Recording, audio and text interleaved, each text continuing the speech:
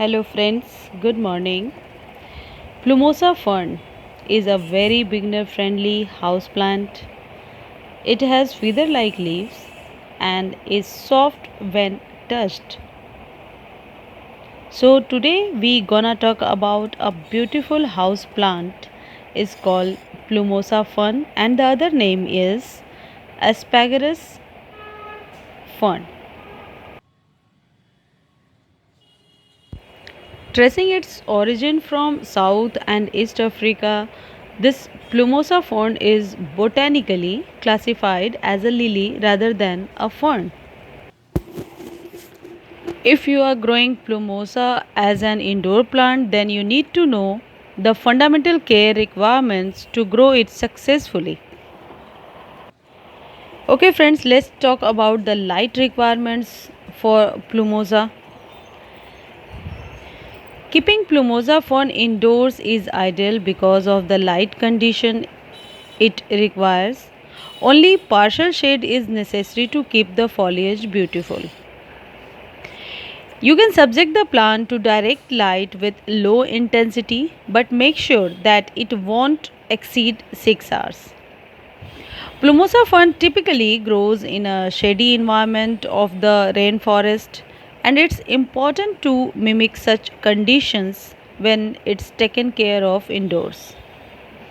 Bright direct light can scorch the plant. Putting in shades will filter the excessive light that the sun may bring in. Friends, if your apartment doesn't have enough natural light, you can use an artificial light source. The artificial light present inside your home should be sufficient to supply the plant's needs. You have the option to expose your plumosa to sunlight only when the foliage starts becoming yellow. If it looks good even without sunlight exposure, then spare yourself the work. Let's talk about the another thing and very important topic about plumosa care. How to water it plumosa? How to water it? It's important to keep the soil of plumosa fern moist. Apply water at the root zone to ensure that it's being absorbed by the plant. Avoid splashing water on the plant's foliage as this will promote fungi growth. If the plant is newly transplanted, supply water every day until it's fully established. After that, you may water less frequently, around 2 to 3 days a week. However, you need to consider the type of soil and the weather to give the right amount of water. But now, in the month of June, July, or August, the monsoon season is the best season we can say for plumosa fern. Rainwater is the best thing you can give to your plumosa. It's free from any treatments that could potentially bring harm. However, rainwater is not always available, so you can use filtered tap water instead.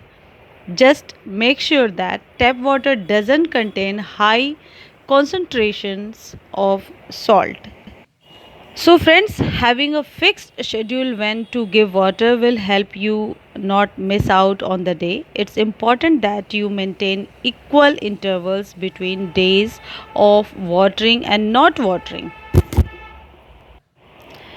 Another third topic is provide good drainage. Even if you water enough and the drainage isn't good, your plant is still in danger. Improve the soil texture so that it has enough pores for water molecules to pass through. Make sure pots have enough drainage holes too. Place it somewhere indoors where the temperature isn't drastically changing. A moderate temperature is necessary to keep it growing inside your home. As far as soil requirements of plumosa fern, like any other indoor plants, Plumosa fern requires a good combination of garden soil, organic matter like peat moss and sand. So you can combine them in